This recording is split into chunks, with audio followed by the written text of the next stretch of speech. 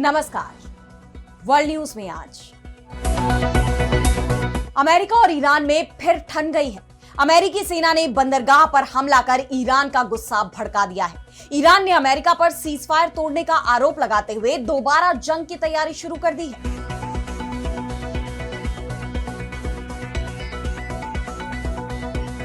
अमेरिकी राष्ट्रपति Donald Trump के लिए अब ईरान जंग से बाहर निकलना और मुश्किल होता दिखाई दे रहा है। जहां बातचीत की संभावना बनती दिख रही थी, वो भी अब धूमिल हो गई है। ईरान के सुप्रीम लीडर मुश्तबा खामनेई ने तो धमकी दी है कि ईरान इजरायल को नक्शे से ही मिटा देगा, जिसके बाद पूरे क्षेत्र में तनाव और बढ़ गया है। संयुक्त राष्ट्र ने भी अमेरिका और इजरायल पर गंभीर चिंता जाहिर की है। अंतरराष्ट्रीय कानून के उल्लंघन को लेकर कड़ी चेतावनी दी है। ऐसे में अब सवाल ये उठ रहे हैं कि क्या ईरान पर हमला कर फंस गया अमेरिका? क्या पश्चिम एशिया में फिर भड़केगी जंग? इन सब पर हम करेंगे विस्तार से चर्चा, लेकिन आइए जरा उन खबरों को भी देख लें जिन पर आगे होगी बात। अमेरिकी ऊर्जा नाकेबंदी के खिलाफ क्यूबा सरकार ने संयुक्त राष्ट्र सुरक्षा परिषद में उठाई आवाज, दुनिया से लगाई मदद की गुहार, कहा मानवीय संकट रोके। गजा में ईद की पूर्व संध्या पर इजरायली एयर स्ट्राइक, हमास के नए मिलिट्री चीफ को बनाया निशाना, हिजबुल्लाह के साथ भी जारी है इजरायल की जंग। चीन के एआई इंजीनियर देश से बाहर नहीं जा पाएंगे, जिनपिंग सरकार का सख्त फैसला, अमेरिका के साथ जारी टकराव के बीच उठाया कदम। और चलते चलते में देखेंगे भाषा और शब्द समान, फिर भी क्यों अलग होती है हर शख्स की आवाज, वैज्ञानिकों ने बताई वजह। इन सभी खबरों पर हम विस्तार से करेंगे बात, लेकिन पहले एक नजर हेडलाइंस पर। अमेरिकी राष्ट्रपति ट्रंप की मीटिंग लोकेशन बदली, अब मैरीलैंड के कैंप डेविड की जगह व्हाइट हाउस में होगी हाई लेवल कैबिनेट बैठक। ईरान वार्ता के बीच हुए इस बदलाव ने सबको चौंकाया। ट्रंप प्रशासन को कोर्ट से झटका, फलस्तीन समर्थक महमूद खलील को राहत, संघीय अदालत ने उन्हें निर्वासित करने की कोशिशों पर फिलहाल लगाई रोक, इमिग्रेशन कोर्ट में भेजा मामला। ट्रंप प्रशासन ने बढ़ाया अमेरिकी शरणार्थी कोटा, लेकिन सिर्फ श्वेत दक्षिण अफ्रीकी समुदाय को राहत, अन्य देशों के जरूरतमंद शरणार्थियों के लिए रास्ते अब भी बंद। इजरायल को मान्यता दोगे या नहीं, ट्रंप को बताओ, अमेरिकी सीनेटर लिंडसे ग्राहम ने पाकिस्तान पर बढ़ाया दबाव, ईरान जंग में उसकी भूमिका पर भी जताई चिंता। तो अमेरिका और ईरान के बीच बातचीत डिरेल होती दिखाई दे रही है। ईरानी द्वीप और उसके जहाजों पर अमेरिका के हमले ने दोनों देशों के बीच जारी तनाव को फिर बढ़ा दिया है। अमेरिकी हमलों पर ईरान बुरी तरह भड़क गया है। उसने अमेरिका पर सीजफायर को तोड़ने के आरोप लगाए हैं। ईरान ने कहा कि अमेरिका ने करीब 7 हफ्तों से चल रहे संघर्ष विराम का उल्लंघन किया है और इससे क्षेत्र में शांति की कोशिशों को बड़ा झटका लगा है। दरअसल अमेरिका ने बीते दिन हॉर्मुज स्ट्रेट के करीब ईरान के बंदर अब्बास इलाके में एयर स्ट्राइक की। उसका कहना है कि यह कार्रवाई आत्मरक्षा के तहत की गई है। इसका युद्ध विराम समझौते पर कोई असर नहीं पड़ेगा, लेकिन अब जो रिपोर्ट सामने आ रही है उसमें दावा किया जा रहा है कि ईरान अमेरिका के साथ संभावित नए युद्ध के लिए तैयारी में जुट गया है। यानी हालात एक बार फिर बिगड़ते दिखाई दे रहे हैं। अल जजीरा की रिपोर्ट के मुताबिक ईरानी अधिकारी 3 मोर्चों पर काम कर रहे हैं। पहला सैन्य तैयारी, दूसरा घरेलू समर्थन और तीसरा कूटनीति। हालांकि बातचीत का रास्ता खुला रखा गया है, लेकिन सेना और ईरानी रिवॉल्यूशनरी गार्ड्स कोर यानी IRGC हाई अलर्ट पर है। ईरान के सुप्रीम लीडर मुश्तबा खामनेई ने तो इजरायल को ही नक्शे से मिटाने की चेतावनी दे दी है। वहीं ईरान के राष्ट्रपति मसूद पेजेश्कियान ने बातचीत को लेकर भी अपना रुख साफ किया। उन्होंने कहा कि ईरान हमेशा बातचीत और समझौते के उसूलों का पालन करता रहा है। अब वक्त आ गया है कि दूसरा पक्ष अपने वादे सिर्फ बोलकर ही नहीं बल्कि पूरा करके भी दिखाए। हम लड़ाई खत्म करने के लिए एक सम्मानजनक रास्ता तलाशने को तैयार हैं। इलाके में शांति और स्थिरता लाने के लिए साफ रास्ता बनाने की कोशिश हो रही है। इससे साफ है कि ईरान जंग और बातचीत दोनों के लिए ही तैयार है। अब फैसला अमेरिका को करना है कि वो क्या चाहता है। लेकिन अमेरिका अगर शांति का चुनाव करता भी है तो उसे यह साबित भी करना होगा कि उस पर भरोसा किया जा सकता है। इस पूरे घटनाक्रम ने अमेरिका को मुश्किल में डाल दिया है, जो समझौता तो करना चाहता है लेकिन उसे अपनी जीत नहीं बता पा रहा। ऐसे में अमेरिकी राष्ट्रपति डोनाल्ड ट्रंप की ईरान नीतियों को लेकर उनके ही देश में वो बुरी तरह घिर गए हैं। अमेरिकी डेमोक्रेटिक सीनेटर कोरी बुकर का कहना है कि ट्रंप के वार्ता के दृष्टिकोण ने तेहरान की स्थिति को काफी मजबूत किया है। मौजूदा रणनीति पूरी तरह से फेल हो गई है, इसीलिए ये युद्ध गलत है। उसने हमें पहले से भी बदतर स्थिति में डाल दिया है। एक ज्यादा चरमपंथी शासन के लिए हॉर्मुज स्ट्रेट अब एक रणनीतिक हथियार बन गया है। इस कमजोर राष्ट्र ने अमेरिका को गतिरोध की स्थिति में डाल दिया है और डोनाल्ड ट्रंप को इस स्थिति में लाने के लिए मूर्ख साबित किया जा रहा है। इस बीच संयुक्त राष्ट्र के महासचिव एंटोनियो गुटेरेस के एक बयान ने भी अमेरिका और इजरायल की युद्ध नीतियों पर सवाल खड़े कर दिए हैं। गुटेरेस ने अंतरराष्ट्रीय कानून के प्रति सम्मान में खतरनाक गिरावट को लेकर चेतावनी दी है। उन्होंने कहा कि दुनिया में भू राजनीतिक विभाजन गहरा रहे हैं, अविश्वास बढ़ रहा है और आम सहमति बनाना तेजी से मुश्किल होता जा रहा है। संप्रभु समानता, क्षेत्रीय अखंडता, राजनीतिक स्वतंत्रता और बल प्रयोग की मनाही जैसे मूल सिद्धांतों को या तो चुनौती दी जा रही है या इन्हें अनदेखा किया जा रहा है। नियमों के उल्लंघन पर जवाबदेही नहीं हो रही और सजा से बच निकलने की प्रवृत्ति भी बढ़ रही है। पश्चिम एशिया, सूडान, यूक्रेन और अन्य क्षेत्रों में हिंसा का पैमाना और जटिलता बढ़ रही है। भले ही अपने बयान में उन्होंने किसी देश का नाम नहीं लिया, लेकिन जिस तरह अमेरिका और इजरायल पर युद्ध अपराध के आरोप लगे हैं, उसे देखते हुए उनका ये बयान प्रमुख तौर पर इन देशों के लिए ही माना जा रहा है। लेकिन सवाल यह है कि क्या संयुक्त राष्ट्र की इस चिंता से हालात में कोई बदलाव आएगा? क्योंकि पश्चिम एशिया में शांति की कोशिशें फिर धूमिल होती दिखाई दे रही हैं और इसका कारण है अमेरिका। अब सबकी नजर इस बात पर टिकी हुई है कि क्या अमेरिका और ईरान में कोई समझौता हो पाएगा? क्या संयुक्त राष्ट्र की अपील पर बाकी देश अमेरिका पर ईरान के साथ समझौते पर सहमति बनाने का दबाव बनाएंगे? ये बड़ा सवाल है।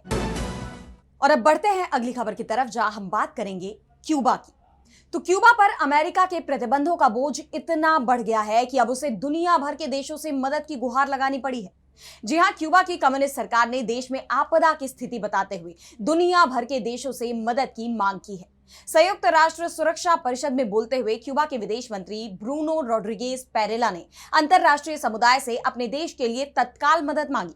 उन्होंने दुनिया भर के देशों से क्यूबा के लिए एकजुटता दिखाने की मांग करते हुए कहा कि मैं अंतरराष्ट्रीय समुदाय से अपील करता हूं कि वे एकजुट होकर उस मानवीय संकट को रोके जो हथियारों या ईंधन की नाकेबंदी के जरिए थोपा जा सकता है। अब क्यूबा के साथ एकजुटता दिखाने का वक्त है। अब सवाल ये उठता है कि क्यूबा, जिसने दशकों तक लैटिन अमेरिका और अफ्रीका में अपना दबदबा कायम किया था, आज वो अमेरिका के खिलाफ दूसरे देशों से मदद मांगने पर क्यों मजबूर हो गया? तो इसकी वजह साफ है। अमेरिकी राष्ट्रपति डोनाल्ड ट्रंप इस कम्युनिस्ट देश पर पूरी तरह कब्जा करने और वहां तख्ता पलट करने की इच्छा खुलेआम जता चुके हैं। ट्रंप ने खुले तौर पर कहा है कि वेनेजुएला में निकोलस मादुरो को सत्ता से बेदखल करने के बाद अब हवाना यानी क्यूबा की राजधानी उनका अगला सैन्य टारगेट हो सकता है। उन्होंने अल्टीमेटम भी दिया था कि क्यूबा सरकार को अमेरिका के साथ समझौता कर लेना चाहिए, नहीं तो ईरान के साथ संघर्ष खत्म होते ही अमेरिका क्यूबा के खिलाफ कार्रवाई कर सकता है। और अब क्योंकि अमेरिका ईरान के साथ समझौते की तरफ बढ़ रहा है, तो जाहिर है कि आने वाले वक्त में क्यूबा के लिए मुश्किलें बढ़ सकती हैं। पहले से ही अमेरिकी प्रतिबंधों के चलते क्यूबा गंभीर आर्थिक संकट का सामना कर रहा है। देश में भोजन, दवा और अन्य जरूरी चीजों की भारी कमी हो गई है। पूरे देश में घंटों तक बिजली गुल होना आम बात हो गई है। ट्रंप प्रशासन ने पिछले हफ्ते और सख्ती दिखाई जब उसने 1996 में 2 छोटे अमेरिकी विमानों को मार गिराने के आरोप में लंबे समय तक क्यूबा के नेता रहे राउल कास्त्रो के खिलाफ आरोप तय कर दिए, जिससे साफ है कि अमेरिका हवाना में सरकार को उखाड़ फेंकने पर आमादा है।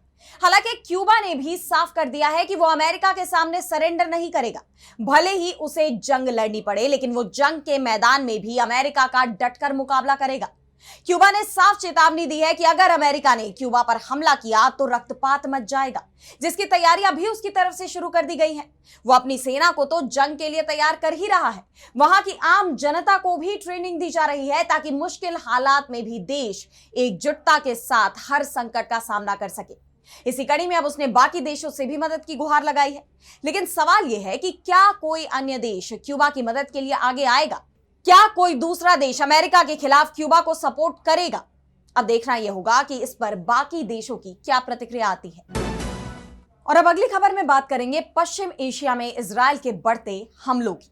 तो इजरायल रुकने का नाम नहीं ले रहा। वो लगातार गजा और लेबनान पर ताबड़तोड़ हमले कर रहा है, जिससे ये जंग लंबी खिंचती दिखाई दे रही है।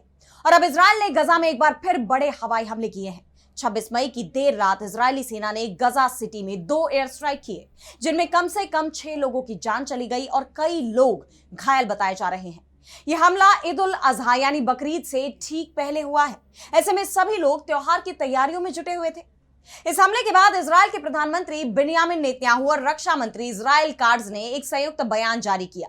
इसमें इस हमले की पुष्टि की गई और कहा गया कि प्रधानमंत्री और रक्षा मंत्री के सीधे निर्देश पर आईडीएफ और इजरायली सुरक्षा एजेंसी ने गजा में हमास की सैन्य शाखा के नए कमांडर मोहम्मद ओदेह को निशाना बनाया है, जो 7 अक्टूबर 2023 को इजराइल पर हुए हमले का मुख्य रणनीतिकार था। इजराइल की इस कार्रवाई के बाद क्षेत्र में तनाव और बढ़ता दिखाई दे रहा है। इस बीच लेबनान में संघर्ष विराम के बावजूद इजराइल और हिजबुल्लाह के बीच लड़ाई एक बार फिर तेज हो गई है। दक्षिणी लेबनान की रणनीतिक लितानी नदी के पास दोनों पक्षों के बीच भारी संघर्ष हुआ। इजरायली सेना ने कई इलाकों में सैन्य कार्रवाई तेज कर दी, जिसके बाद हिजबुल्लाह भी भड़क उठा। उसने भी मोर्चा संभालते हुए पलटवार किया और रॉकेट, तोप और ड्रोन हमलों के जरिए जवाबी हमला किया, जिसके बाद यह साफ हो गया है कि संघर्ष विराम अब कमजोर पड़ गया है। लेबनान ने दावा किया है कि इजराइल के ताजा हमलों में कई लोगों की जान चली गई है। लेबनान के स्वास्थ्य मंत्रालय ने जानकारी दी कि ताजा हमलों में कम से कम 31 लोग मारे गए हैं, जिनमें कई बच्चे भी शामिल हैं। वहीं इजरायली सेना ने दावा किया है कि उसने हिजबुल्लाह के 100 से ज्यादा ठिकानों और लड़ाकों को निशाना बनाया। बता दें कि अमेरिका ने मध्यस्थता करते हुए इजराइल और लेबनान दोनों देशों के बीच युद्ध विराम करवाया था, लेकिन दोनों ही पक्षों ने इसे कई बार तोड़ा है। दोनों पक्ष पीछे हटने को तैयार नहीं है, जिसके बाद एक बार फिर पश्चिम एशिया पर संकट गहराता दिखाई दे रहा है। और अब आगे बढ़ते और बात करते हैं अमेरिका और चीन में बढ़ते टकराव की। तो अमेरिका और चीन के बीच अब हर जगह टकराव दिखाई दे रहा है और उसका कारण भी साफ है। अमेरिका के दबदबे को चीन से बेहद कड़ी चुनौती मिल रही है। हाल ही में अमेरिका के राष्ट्रपति डोनाल्ड ट्रंप चीन के दौरे पर गए थे, लेकिन चीन में उनकी जबरदस्त बेइज्जती हो गई। कोई जॉइंट स्टेटमेंट जारी नहीं हुआ और ना ही कोई बड़ा समझौता हुआ। इसे अमेरिका के लिए बड़ा झटका माना गया। वहीं ट्रंप के दौरे के बाद चीन ने अमेरिका को एक के बाद एक कई और झटके दिए हैं। अब चीन ने एडवांस एआई तकनीक पर काम करने वाले अपने विशेषज्ञों के विदेश जाने पर भी रोक लगा दिया है। ऐसे लोगों को विदेश जाने के लिए सरकार की इजाजत लेनी होगी। इन नियमों के दायरे में स्टार्टअप फाउंडर, रिसर्चर और बड़ी कंपनियां भी शामिल हैं। इनमें अलीबाबा और डीप सीक जैसे कंपनी को भी शामिल किया गया है। चीन की सरकारी एजेंसियां उन लोगों पर खास नजर रख रही हैं जो एडवांस एआई तकनीक पर काम कर रहे हैं। रिसर्चर्स, परमाणु वैज्ञानिक और सरकारी कंपनियों के वरिष्ठ अधिकारी पहले से ही ऐसे नियमों के दायरे में थे और अब पहली बार निजी एआई कंपनियों में काम करने वाले लोगों पर भी ऐसी सख्ती लागू हो गई है। अब एआई कंपनियों में काम करने वाले लोगों को अपने पासपोर्ट सरकार के पास जमा कराने होंगे। दरअसल चीन सरकार को यह चिंता सताने लगी है कि देश की तकनीक और प्रतिभाशाली लोग विदेश जा रहे हैं। इसे लेकर एक रिपोर्ट सामने आई है, जिसमें मानुस नाम की एआई कंपनी का भी जिक्र किया गया है। यह कंपनी चीन में शुरू हुई थी, लेकिन बाद में सिंगापुर शिफ्ट हो गई। इसे लेकर चीन में जांच भी शुरू की गई और बाद में संवेदनशील टेक कंपनियों में अमेरिकी निवेश पर भी सख्ती बढ़ा दी गई। इससे पहले चीन ने अमेरिका से एआई चिप की खरीद पर भी रोक लगा दी थी और यह रोक ट्रंप के दौरे के तुरंत बाद लगाई गई, जबकि ट्रंप की तरफ से चीन को एनवीडिया की एआई चिप देने का ऑफर दिया गया था। ट्रंप के साथ एनवीडिया के सीईओ जेनसेन हुआंग भी चीन गए थे और उन्होंने चीनी कंपनियों से इसे लेकर बात भी की थी। एनवीडिया की तरफ से चीन के लिए विशेष रूप से H20 एआई चिप तैयार की गई थी, क्योंकि अमेरिका की सरकार ने एनवीडिया की शक्तिशाली H100 चिप को चीन को देने पर रोक लगा दी थी। इसलिए उसने H20 चिप तैयार की, लेकिन चीन ने अमेरिका से एआई चिप खरीदने से ही इनकार कर दिया है। विदेशी एआई चिप पर प्रतिबंध लगा दिया है और अब अपने एआई विशेषज्ञों के चीन जाने पर भी रोक लगाकर एक तरह से उसने अमेरिका के लिए भविष्य में एआई इंजीनियरों की उपलब्धता पर भी ब्रेक लगा दिया है। अब ये बात तो आप जानते ही हैं कि दुनिया में 38% एआई इंजीनियर चीन में तैयार होते हैं और चीन के 72% एआई इंजीनियर अमेरिका की बड़ी कंपनियों में काम करते हैं। ऐसे में चीन अब अमेरिका को एआई की रेस में एक के बाद एक कई झटके दे रहा है। और अब चलते चलते में बात करेंगे अलग अलग आवाजों की। तो क्या आपने कभी सोचा है कि जब हम सब इंसान ही हैं, तो हमारी आवाजें एक दूसरे से इतनी अलग क्यों होती है? क्यों किसी की आवाज भारी होती है तो किसी की पतली? अगर हम आंखें बंद भी कर ले तो सिर्फ आवाज सुनकर अपने दोस्त या परिवार वालों को तुरंत पहचान लेते हैं। इसके साथ ही एक और सवाल कि आखिरकार जानवर इंसानों की तरह क्यों नहीं बोल पाते? तो आइए इन सवालों का जवाब ढूंढने की कोशिश करते हैं। दरअसल हमारे पास गले में एक स्वर यंत्र होता है, जिसको वोकल कॉर्ड भी कहा जाता है। जब हवा इनसे टकराती है तो उससे आवाज पैदा होती है। ये आवाज हमारे गले, मुंह, नाक और तालू से होकर गुजरती है। ये गूंज पैदा करने वाली जगह की तरह काम करती है। और ये बात तो आप जानते ही हैं कि हर इंसान की शारीरिक बनावट अलग अलग होती है। किसी का मुंह छोटा है, किसी की नाक की हड्डी अलग आकार की है, तो किसी के गले की गहराई अलग है। अब जैसे बांसुरी और गिटार की बनावट अलग होने पर उनकी धुन अलग होती है, वैसे ही हमारे शरीर की बनावट हमारी आवाज को एक अलग स्वर देती है। यही वजह है कि दो एक जैसे दिखने वाले लोगों की आवाज भी अलग है। इसको गहराई से समझने की कोशिश करें तो वैज्ञानिकों का कहना है कि लाखों साल पहले इंसान और जानवरों के रास्ते अलग हो गए थे। बंदरों और लंगूरों के गले में एक झिल्ली होती थी, जिसकी वजह से वो सिर्फ शोर मचा पाते थे। इंसान के विकास के साथ ये चीजें खत्म हो गई और हमें मिला एक स्थिर स्वर यंत्र जो साफ और नियंत्रित आवाज निकालने में मदद करता है। इसीलिए हमारी आवाज साफ और शब्द सधे हुए होते हैं। पुरुषों का स्वर यंत्र बड़ा और चौड़ा होता है, इसलिए उनकी आवाज भारी होती है। वहीं महिलाओं में ये छोटा होने की वजह से उनकी आवाज पतली होती है। दिलचस्प बात तो यह है कि हमारी फिंगरप्रिंट की तरह हमारी आवाज भी अपने आप में इकलौती होती है, जो किसी दूसरे की आवाज से मेल नहीं खाती।